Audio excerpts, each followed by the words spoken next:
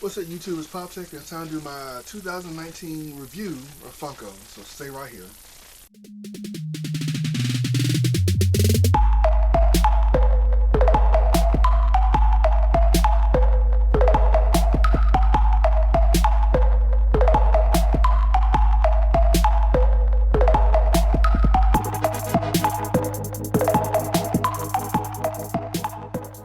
Alright, so today is New Year's Day. Happy New Year's to everybody.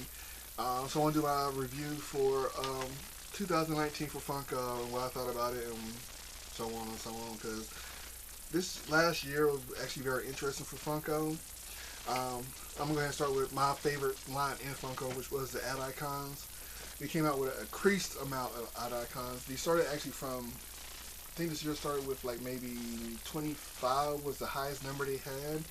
Now we up to 80, 90 for Funko Pop ad icon line. A lot of these are like different designs of the same one, but just a different number into it. A couple of ones were actually released in cons, which is very interesting. Made it hard to get them. They had the minis that came out as well, mystery minis that came out, so that's actually a pretty cool line they came out with. But the biggest issue with the ad icons, I would have to say this year, was the metallic Toucan Sam. Yeah, that was hyped up on their media as coming out on that day. They said, okay, we're going to release this here. We're going to get the proceeds of this organization here. And then when it actually went up online, we found out it was actually 1,000 that was put up online. It was not sold in the stores or headquarters, something like that. It was actually just sold online. So basically, bots got to it faster than anybody else could get to it. It sold out in no time. So a lot of people was upset how Funko did not even give us a kind of pre-warning that, hey, we're not selling that many of them. It's like a small number. There's a whole nother issue with that. That this is an example of how Funko is. They are trying to meet the demand of people, but at the same time not supplying the demand, I guess you can say, but not thinking about the fans and people who actually been there for the longest and been supporting. So it's been very interesting. Another thing that came out with a lot of Tenant lines. Like, this is the year of Tenants, I have to say. There's been Tenants, ad icon, Tenants, Star Wars, Tenants, just whatever, just so many Tenants. Like,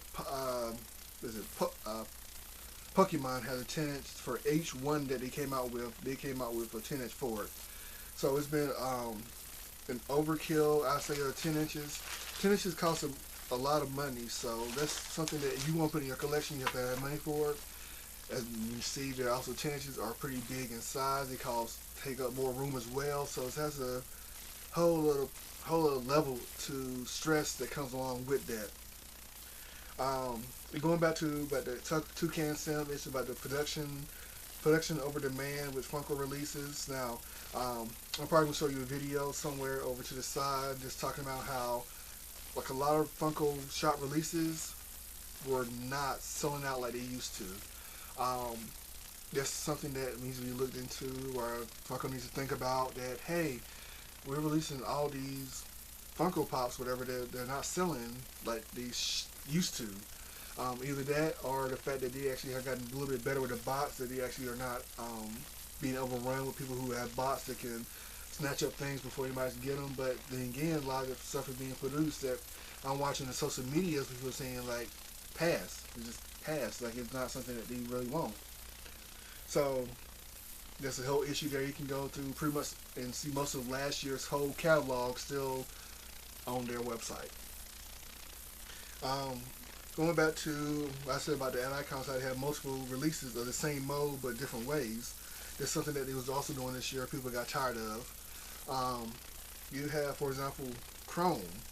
You have the Infinity Wars Chrome ones. You have 6 different pops, 6 different color Chrome modes for the same mode. So you be trying to go out and try to get each one. They did it for Thanos and they did it for Incredible Hulk. They also did it now for Joker as well for DC World. They put a couple of him out there. They actually had one that was part of a T-shirt and pop bundle.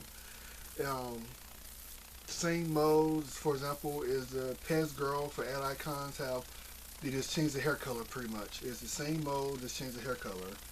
Um, Jeffrey the dinosaur, Jeffrey the giraffe, just same mold, different things into it. Or for the biggest one, I would have to say Jollibee. Jollibee is something that is a Filipino release item. So the original was released in the Philippines, and it came out with a metallic one, same mold, metallic, and then it came out with a flock one, same mold, flock.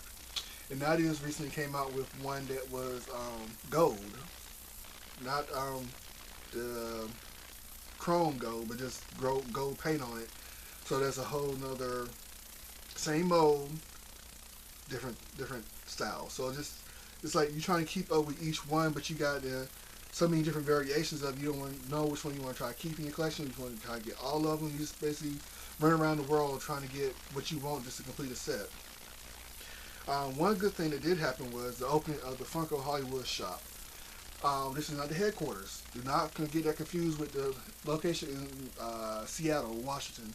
This is not considered as the Funko headquarters. This is just Funko Hollywood. I actually did a video of the items I was able to get from there. This is a bigger size store than the actual one that's the headquarters.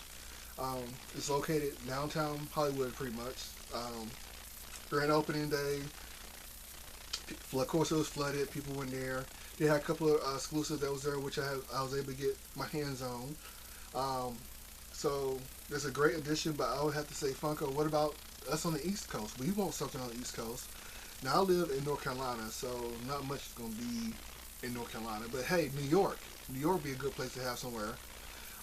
Florida, just somewhere.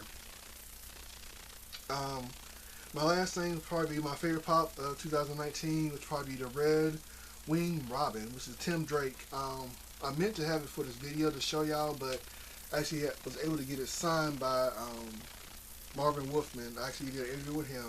Was able to get it signed by him, and I love that pop. It's actually nice to have the final Robin, Tim Drake, in the pop form. We did get Jason Todd finally as well this year as a Red Hood. Jason Todd is Red Hood, but you know, it wasn't really him as a Robin. But we have the who's it? Dick Grayson, the Tim Drake, the Jason Todd, and they have the Stephanie Brown. They had a couple of other ones that's been out. They have the Damian. Yeah, I think they do have a Damian Wade pop, but just the final Robin pretty much. It was nice to have finally and put out in production, which was very nice. I'm not gonna do a top 5 favorites for the whole year like everybody else is doing. There's been so many ones, and mostly my ones probably be the ad icons, just to be honest with you. But the Tim Drake one was pretty much my favorite. Just to finally have that in my collection and actually have it autographed as well. It was a big plus as well. So this is kind of my 2019 review of the Funko. Hopefully that this year will be a whole lot better. 2020.